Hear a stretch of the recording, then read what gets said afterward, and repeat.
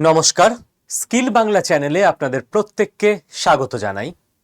পাকিস্তানের প্রতিরক্ষা মন্ত্রী খাজা আসিফ তিনি ইন্টারভিউতে জানিয়েছেন যে ভারতকে ঘরে ঢুকে মারবেন, ঘর মে ঘুসকে মারুঙ্গা। এবার এই লাইনটা ভারতবর্ষে লাস্ট কয়েক বছর ধরে জনপ্রিয়, কারণ লাস্ট কয়েকবার ভারতবর্ষ পাকিস্তানে ঢুকে মেরে এসছে। তো ভারতবর্ষ আগে করে, তারপর লাইন টাইন পপুলার তো ভারতবর্ষে হয়েই যায়। কিন্তু ওই কেবল ডায়লগ বাজি, কেবল কিছু কথাবার্তা বলে দিলাম, তাতে করে হাততালি পাওয়া যায়, বাট কাজের কাজ কিছু হয় না, তাই না খাজা আসিফ সাহেব? তো দেখুন গোটা ব্যাপারটা কি হয়েছে। ভারতবর্ষ একেবারে রেডি, কারণ পাকিস্তান রেডি ভারতবর্ষে অ্যাটাক করার জন্য। আর ভারতবর্ষে যেই মুহূর্তে পাকিস্তানের তরফ থেকে প্রথম অ্যাটাকটা আসবে, সঙ্গে সঙ্গে অপারেশন সিঁদুর 2.0 স্টার্ট হয়ে যাবে। এবং অপারেশন সিঁদুর 2.0 অপারেশন সিঁদুরের থেকে অনেক বেশি মারাত্মক হতে চলেছে, এটা বলাই বাহুল্য।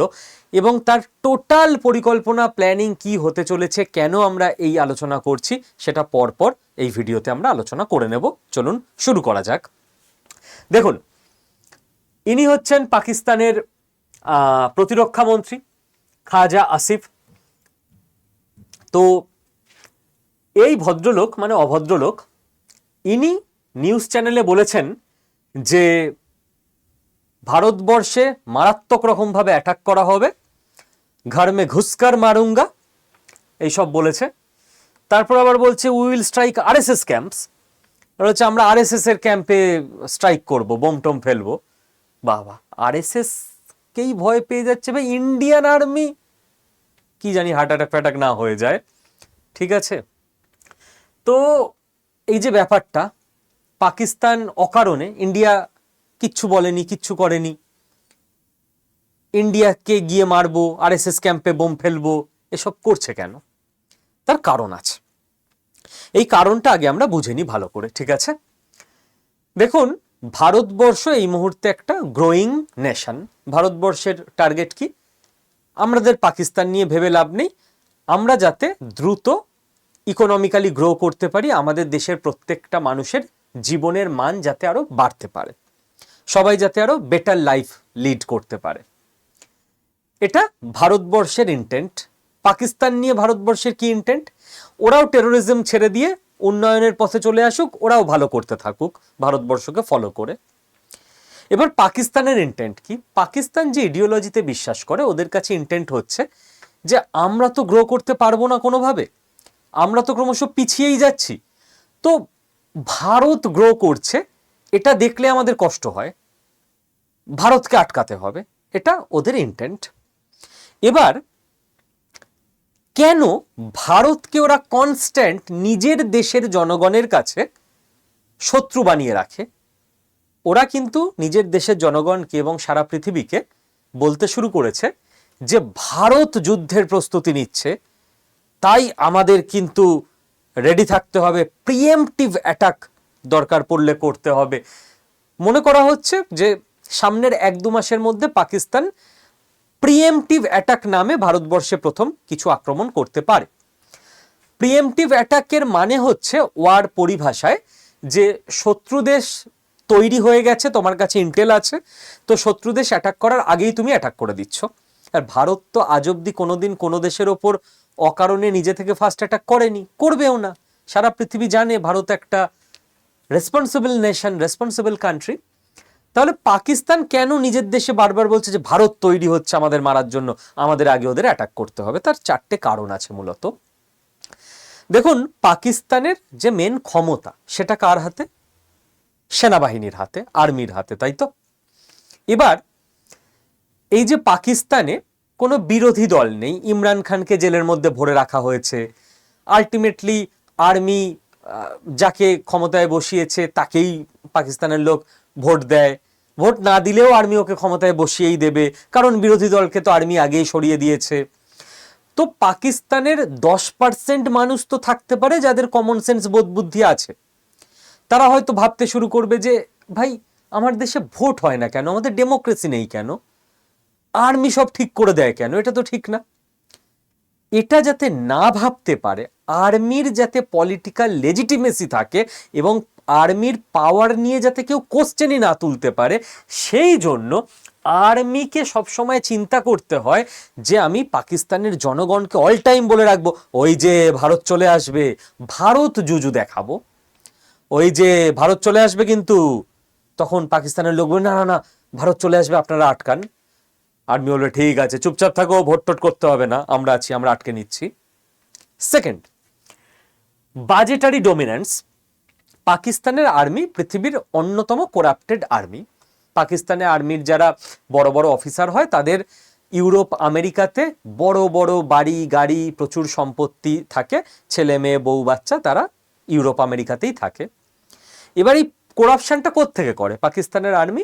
করাপশনটা করে যত এদের যে ডিফেন্সে বাজেট অ্যাপ্রুভ হবে বেশি, এমনি দেশটার ইকোনমির অবস্থা খারাপ, তো খারাপ ইকোনমি থেকেও তো ডিফেন্স সেক্টরে বেশি বাজেটটা টেনে আনতে হবে, তবেই তো ওখান থেকে টাকাটা খাওয়া যাবে। এবার সাধারণ মানুষ দেখছে ভাই আমি খেতে পাচ্ছি না, রেশনে ফ্রিতে খাবার দাও, ভাই আমাদের এখানে রাস্তা নেই, রাস্তাটা বানিয়ে দাও। এইবার মানুষ যখনই এগুলো নিয়ে আন্দোলন করতে যাবে, মানুষকে বলা হবে আচ্ছা রেশনে ফ্রি খাবার দিচ্ছি, ভারত চলে আসুক, আর আসো আসো আসো ভারত আসো, এদের মেরে দিয়ে যাও। তখন সাধারণ না না না প্লিজ ভারত চলে আসবে, আপনারা আমাদের খেতে দিতে হবে, আপনারা ডিফেন্সে বাজেট বাড়ান, আপনারা অস্ত্র বানান। ডিফেন্সে বাজেট যেই এলো ওখান থেকে টাকাগুলো সবার পেটে পেটে ঢুকে যাবে। থার্ড হচ্ছে ন্যাশনাল ইউনিটি। আবারও একই ব্যাপার, পাকিস্তানে যে মানুষ, ভারতবর্ষের মানুষরা যেমন ভারতীয় আইডেন্টিটিতে সবসময় বাঁচতে চেষ্টা করে, আস্তে আস্তে আমরা আমাদের ফল্ট লাইন কমাচ্ছি। বাট পাকিস্তানে কি হয়, পাকিস্তানে পাঞ্জাব প্রভিন্স আছে একটা, যেমন ভারতে আছে পাঞ্জাব তেমন পাকিস্তানেও আছে। এই পাঞ্জাব প্রভিন্সের যারা পাকিস্তানি তাদের হাতেই পাকিস্তানের মূল ক্ষমতা। বাকি সিন্ধ বলুন, বালোচিস্তান বলুন, গিলগিট বাল্টিস্তান বলুন, এই সমস্ত জায়গার মানুষদের জাস্ট শোষণ করে পাকিস্তান, সেকেন্ড ক্লাস নাগরিক হিসেবে ট্রিট করে। এইবার মানুষের মধ্যে তো একটা ক্ষোভ তৈরি হবে যে ভাই পাঞ্জাবি সব ক্ষীর খেয়ে যাচ্ছে আর আমরা পড়ে রয়েছি সেকেন্ড ক্লাস সিটিজেন হিসেবে। পাকিস্তানের মধ্যে ইন্টারনালি ক্ষোভটা যাতে তৈরি না হয় তার জন্য বলা হয় ওই যে ভারত চলে আসছে, যাতে সবাই ইউনাইটেড হয়ে থাকে। এটা কিরম ব্যাপার? ধরুন আপনার পাড়ায় কেউ কাউকে দেখতে পারে না, সবার সঙ্গে সবার মারামারি। এবার বেপাড়ার 10টা ছেলে এসে আপনার পাড়ায় শাসিয়ে যাচ্ছে, পিটিয়ে যাচ্ছে, দেখবেন আপনার পাড়ার লোকরা ইউনাইটেড হচ্ছে, এই আমাদের জোট বেঁধে থাকতে হবে, বেপাড়ার ছেলেরা আসবে কেন রে? তো বাইরে থেকে কোনো থ্রেট এলে ভেতরকার যে ক্যাওটিক সোসাইটি তারা ইউনাইটেড হয়, এটা নিয়ম। পাকিস্তানি আর্মি এই নিয়ম অ্যাপ্লাই করে ভারত বাইরে থেকে এসে আমাদের অ্যাটাক করবে গো, এই ভয় ক্রিয়েট করে পাকিস্তানি সমাজকে ইউনাইটেড রাখার চেষ্টা করে যায়। আর ফোর্থ, ইডিওলজিক্যাল র্যাশনালে। পাকিস্তানের আইডিওলজি কি? পাকিস্তানের আইডিওলজি হচ্ছে আমরা রিলিজিয়ানের বেসিসে বাঁচব। মানুষজনের মাথায় রিলিজিয়ানের ডিভিশনের বীজ ঢুকিয়ে দিয়ে একটা আলাদাই জগৎ ক্রিয়েট করে মধ্যযুগে ফেলে রেখেছে মানুষজনকে। এইবার এইটা তো প্রত্যেক দিন ওদের মধ্যে দিতে হবে, ওই দেখো ভারতবর্ষ, ওরা কিন্তু হচ্ছে আমাদের যে রিলিজিয়াস ইডিওলজি তার এগেনস্টে, ওরা চলে আসবে কিন্তু আমাদের এক থাকতে হবে। এই করে মানুষকে আরো উস্কানি দেওয়া, মানুষকে আরো ভুল পথে চালিত করা, মানুষের ব্রেন আরো গার্বেজ দিয়ে ভরে দেওয়া। এই 4টে কাজের জন্য অল টাইম পাকিস্তানি আর্মির দরকার পড়ে মানুষকে এটা বোঝানোর যে ওই যে ভারত রেডি হচ্ছে আমাদের অ্যাটাক করার জন্য। ক্লিয়ার? আশা করি এই অবধি। এইবার ভারতবর্ষের কাছে খুব আগে থেকে স্পষ্ট ক্ল্যারিটি ছিল যে 2026-এ ভারত পাকিস্তান একটা ভালো রকম কনফ্লিক্ট হতে চলেছে।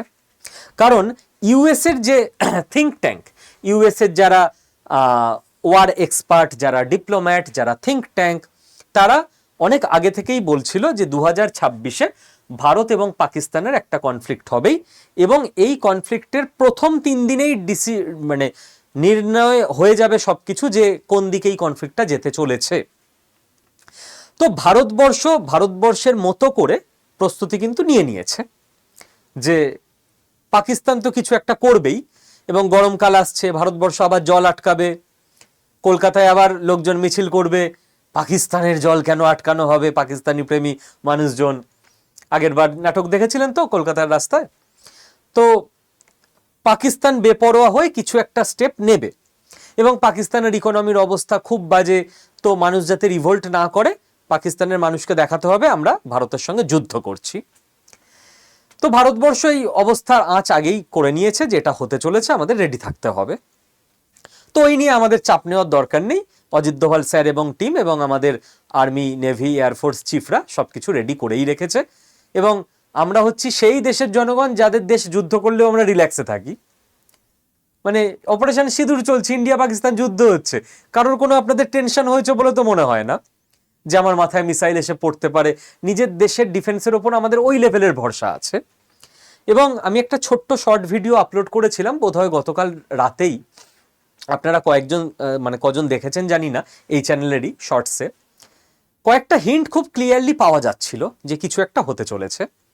কারণ দিল্লিতে গতকাল রাত 8টায় মক ড্রিল হয়ে গেছে, ঠিক আছে। আর আমাদের সেনাপ্রধান তিনি জগন্নাথ মন্দিরে পুজো দিতে এসছেন, পার্সোনালি আসলে কোনো ব্যাপার ছিল না, পুজো দিয়ে বলেছেন যে আমি আর্মির জন্য ব্লেসিং চাইলাম, জগন্নাথ দেবের ব্লেসিং নিয়ে ইন্ডিয়ান আর্মি আরো বেটার পারফর্ম করবে। আমাদের এয়ার চিফ মার্শাল তিনি একের পর এক গুরুদ্বারায় গিয়ে পুজো দিচ্ছেন। তো আর্মিকে এই লেভেলের অ্যাক্টিভ, পিএম বারবার সিসিএস মিটিং করছেন, ক্যাবিনেট কমিটি অন সিকিউরিটি, সেখানে হাই লেভেল মানুষজন থাকছেন। তো এই গতি প্রকৃতিগুলো দেখে একটা আঁচ পাওয়া যাচ্ছিল যে India is planning something big. কি সেটা বোঝা যাচ্ছিল না তখনও, এখন তো খানিক হিন্ট আরেকটু পাওয়া যাচ্ছে যে পাকিস্তানের সম্ভাব্য অ্যাটাক এবং এরপর পাকিস্তানকে দুর্মুষ যাতে করে দেওয়া যায় তার জন্য সমস্ত রকম প্ল্যানিং। এবার এই নিয়ে না অ্যাজ সাচ আমাদের কোনো হেডেক নেই, ও ইন্ডিয়ান আর্মি সামলে নেবে। পাকিস্তানকে বারবার হারিয়েছে, এবারও হারাবে। এবারে একটু এমন শিক্ষা দেওয়া উচিত যাতে নেক্সট 10-15 বছর আর কোমর তুলে দাঁড়াতে না পারে। ইন্ডিয়া মাঝে মধ্যে দয়ালু হয়ে যায়, অত দয়ালু হওয়া উচিত না। হিউম্যান রাইটস, মানবিকতা, মানবিকতা মানুষের সঙ্গে দেখালেই ভালো হয়। যারা মানুষ নয় তাদের সঙ্গে মানবিকতা দেখিয়ে তো লাভ নেই, তাদেরকে শক্তি দেখানোই ভালো। একটা অন্য জিনিসে আমি আপনাদের দৃষ্টি আকর্ষণ করতে চাইবো, সেটা হচ্ছে ন্যারেটিভ ওয়ারফেয়ার। এই ন্যারেটিভ ওয়ারফেয়ারে দেখুন, যেটা আমাদের দুর্বলতার জায়গা সেটাকে আমাদের আলোচনা করে স্ট্রং করতে হবে। যেটা আমাদের স্ট্রং জায়গা ওটা নিয়ে গর্ব করে তো প্রচুর লাভ নেই, আমরা জানি ওটা আমাদের স্ট্রং জায়গা, আমাদের আর্মি পাকিস্তান আর্মির থেকে বহুগুণ এগিয়ে, আর্মি, নেভি, এয়ারফোর্স, পুরো ডিফেন্স ইউনিট অ্যাকচুয়ালি। বাট আমাদের দুর্বলতার জায়গা হচ্ছে ন্যারেটিভ ওয়ারফেয়ার। পাকিস্তানের মতো দেশ, তারা ন্যারেটিভ ওয়ারফেয়ারে সত্যি বলতে আমাদের থেকে 10 গুণ বেশি এগিয়ে। পাকিস্তান নিজের জার্নালিস্টদের সারা পৃথিবীর বড় বড় নিউজ পোর্টালে প্লেস করে রেখেছে। তারা সেই সমস্ত নিউজ পোর্টালে পাকিস্তান সরকারের দেওয়া ভাষ্যই লিখবে। আপনি দেখুন, পাকিস্তান প্রথম কয়েকদিনে পাকিস্তানের লোককে বিশ্বাস করিয়েছে পাকিস্তান ইটস ওকে, বাকি সারা পৃথিবীর লোককে বিশ্বাস করিয়ে দিয়েছিল যে পাকিস্তানের তো কোনো ক্ষতি হয়নি, ভারত তো যুদ্ধে হেরেই গেছে অপারেশন সিঁদুরে। এবং মানে লজ্জা দুঃখ সবকিছুর ব্যাপার, কিছু ভারতবাসীকেও বিশ্বাস করিয়ে দিয়েছিল যে ভারত হেরে গেছে, পাকিস্তান নাকি জিতে গেছে। পাকিস্তান কোনো প্রমাণ দিয়েছিল? কোনো প্রমাণ দেয়নি, একটা ফটো, একটা ভিডিও, নাথিং। জাস্ট বারবার সোশ্যাল মিডিয়ায় হ্যামার করে, এবং পাকিস্তানের যে সমস্ত রিপোর্টাররা সারা পৃথিবীর বিভিন্ন এজেন্সিতে বসে আছে নিউজ পোর্টালে, তাদেরকে দিয়ে পৃথিবীর বিভিন্ন দেশের নিউজ পোর্টালে পাকিস্তানের ভাষ্যটা লিখিয়ে ভারতবর্ষ এই দিক থেকে চূড়ান্ত পিছিয়ে। আপনি বলবেন না স্যার, ভারতবর্ষ ওরকম বাজে কাজ করে না, ভারত জানে আমরা ঠিক কাজ করলে একদিন প্রমাণ হবেই। দিন বদলাচ্ছে, শত্রু যখন নোংরামি করছে যুদ্ধের মধ্যে, তখন ন্যায় নীতি এসব দেখা বোকামো। আজকের দিনে ন্যারেটিভ ওয়ারফেয়ার যুদ্ধের একটা কৌশল, এবং যুদ্ধে নেমে আপনি বলতে পারেন না যে না আমি এই কৌশলটা নেব না। যদি তাই হতো তাহলে স্বয়ং শ্রীকৃষ্ণও কৌশল নিতেন না। তিনি পরিষ্কার বলেছিলেন মহাভারতের আগেও যে এই যুদ্ধে ছল হবে, ছল বল কৌশল তিনটেরই প্রয়োগ হবে। তিনি তো বলতে পারতেন যে না না না, কৌশলের প্রয়োগ আমি করব না। ভারতবর্ষ ন্যারেটিভ ওয়ারফেয়ারে পিছিয়ে। ভারতবর্ষকে ফেক ন্যারেটিভ চালাতে হবে না, কিন্তু যেটা অরিজিনাল ন্যারেটিভ সেটা তো জোরের সঙ্গে দাপটের সঙ্গে চারিদিকে সোশ্যাল মিডিয়ায় ছেয়ে দিয়ে, সারা পৃথিবীর নিউজ পোর্টালে ছেয়ে দিয়ে সেটা তো করতে হবে। না হলে লং টার্ম আমাদের দেশের ইমেজ ডাউন হয়। আপনি বলবেন স্যার কি ইমেজ ডাউন হবে? আমাদের দেশের কি ডিফেন্স এক্সপোর্ট কমে যাবে? সারা পৃথিবীর যারা ডিফেন্স কেনে তারা কি রিসার্চ করে দেখে না যে পাকিস্তানের কতটা লস হয়েছে, অপারেশন সিঁদুরে ভারতের কতটা লস হয়েছে? তারা দেখে। কিন্তু সারা পৃথিবীতে যে ব্র্যান্ড ইন্ডিয়া, সারা পৃথিবীর সাধারণ মানুষের মনে যে ব্র্যান্ড ইন্ডিয়া, তার ভ্যালু কমে যায়। যুদ্ধের ওই কদিন মানুষের যে মারাত্মক উৎসাহ যুদ্ধের খবর জানার জন্য, কৌতূহল, তাতে করে ভারতবর্ষেরই একজন হয়তো সাধারণ মানুষ, তিনি ওই 3-4 দিন সোশ্যাল মিডিয়ায় দেখে নিয়েছিলেন যে পাকিস্তান জিতে গেছে, পাকিস্তান জিতছে, ভারতের অনেক ক্ষতি করে দিয়েছে পাকিস্তান, পাকিস্তানের কোনো ক্ষতি ভারত করতে পারেনি। তারপর ভারতবর্ষ যখন নির্দিষ্ট সময় পর পুরো তথ্য প্রমাণ ছবি ভিডিও স্যাটেলাইট থেকে রিলিজ করলো, 15 দিন পর মানুষ নিজের কাজে ফিরে গেছে, যুদ্ধের কৌতূহল থেমে গেছে। তখন প্রত্যেকে পড়াশোনা করার জন্য প্রত্যেকটা তথ্য প্রমাণ ঘেঁটে দেখেছে, অনেকেই দেখেনি। আমরা এই ফিল্ডে কাজ করি বলে আমরা আপডেটেড আছি, সব সময় ঘেঁটে দেখি। কিন্তু যে 10 জন মানুষ সেদিন সোশ্যাল মিডিয়ায় দেখে নিয়েছিল যে ভারতের নাকি 6টা রাফায়েল ভেঙে পড়েছে, তারা হয়তো আর কোনোদিন ওটা নিয়ে সার্চই করেনি। আসল নিউজটা বেরোনোর পর তারা দেখেইনি। তাদের মাথায় সারা জীবন গেঁথে থাকবে যে ভারতের 6টা রাফায়েল ভেঙে পড়েছে। তো ওই সময় ভারতকে অ্যাক্টিভ হয়ে যেতে হবে ন্যারেটিভ ওয়ারফেয়ারে। আপনি গ্যারান্টি দিয়ে বলতে পারবেন যে ভারত যখন এই ছবি অফিসিয়ালি পাবলিক করলো, যেখানে আর কোনো কনফিউশন নেই, পাকিস্তান তো একটা ছবিও দেখাতে পারেনি, একদম স্যাটেলাইট ইমেজ, নূর খান এয়ারবেস, ভাই এই হলো আগে, এই হলো পরে, এই যে পুরো গেছে একদম, জায়গাগুলো দেখলেই বুঝতে পারবেন পুরো ডুম। ভারত যখন এই ছবি এবং ভিডিও প্রকাশ করলো যে এই হচ্ছে বিফোর স্ট্রাইক, মের 2 তারিখ, আর এই সানরুফ হয়ে গেছে মের 7 তারিখ। আপনি বলবেন স্যার ছবি ভিডিও প্রকাশ করতে তো টাইম লাগবে, স্যাটেলাইট ইমেজটাকে নেবে তারপর তো দেবে। এত দেরি করে দিলে সত্য প্রকাশ পায়, কিন্তু অনেক মানুষই এই সত্য আর জানতেই পারে না। ভারতবর্ষের ব্রহ্মোস পাকিস্তানের জঙ্গিদের কারখানায় যেরকম একদম সানরুফ বানিয়ে দিয়েছে, রাতে ঘুমোচ্ছিল, ছাদ ছিল, ঘুম থেকে উঠে দেখছো মা সূর্য দেখা যাচ্ছে একদম ডিরেক্ট, ট্রান্সপারেন্ট ছাদ হয়ে গেছে। ছাদ ট্রান্সপারেন্ট হয়নি, ছাদ উড়ে গেছে।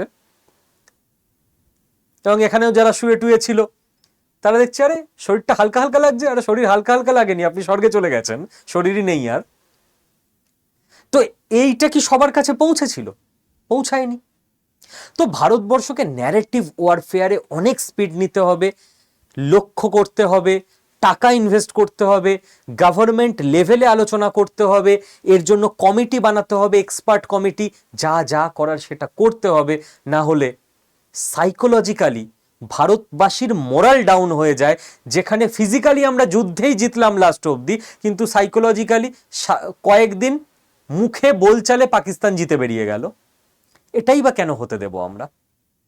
তাতে যে ভারতবর্ষের ব্র্যান্ড, সেটা 1%ও যদি ক্ষতিগ্রস্ত হয়, সেটাকেই বা আমরা কেন হতে দেব?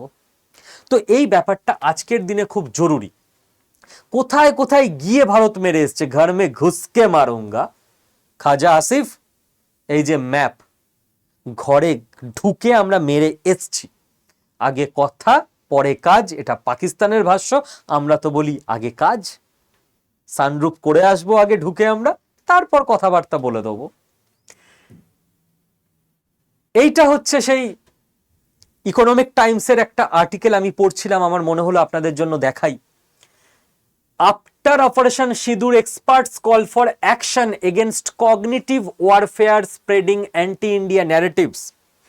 এটা শুধু আমি বলছি তা না, অনেক এক্সপার্ট আজকের দিনে বলছে যে আমাদের অ্যাকশন নেওয়া উচিত কগনিটিভ ওয়ারফেয়ারের ব্যাপারে, যেখানে অ্যান্টি ইন্ডিয়া ন্যারেটিভ ছড়ানো হচ্ছে। ন্যারেটিভ আজকের দিনে খুব জরুরি একটা ব্যাপার।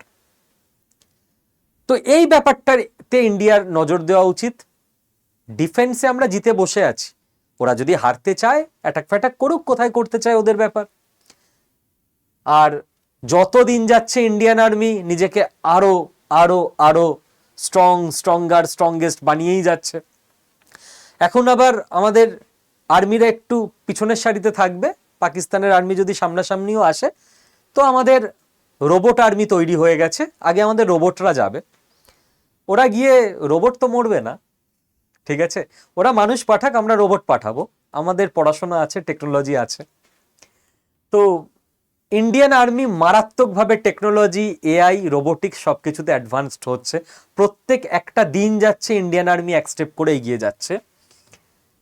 নাম তো শোনাই হোগা, প্যারা এসএফ কমান্ডো স্পেশাল ফোর্সেস। পাকিস্তানের যদি প্রচন্ড ইচ্ছে হয় যে এই পৃথিবীর বুকে নরক দর্শন করব, তো প্যারা এসএফ কমান্ডো রেডি আছে ভারতবর্ষের। এবং নারী শক্তি, মেজর দীক্ষা, বাংলায় দীক্ষা, স্পেশাল ফোর্সেস এর প্রথম অফিসার। ভারতবর্ষের ডিফেন্স ইউনিট এবার আর কেবল ছেলেরা লিড করে না, এই দেশ মা দুর্গার দেশ, মা কালীর দেশ। এই দেশের মেয়েরা জানে হাতে অস্ত্র তুলে নিতে কি করে হয়, আর সেটা কিভাবে ত্রিশূল অসুরের বুকে গাঁথতেও হয়।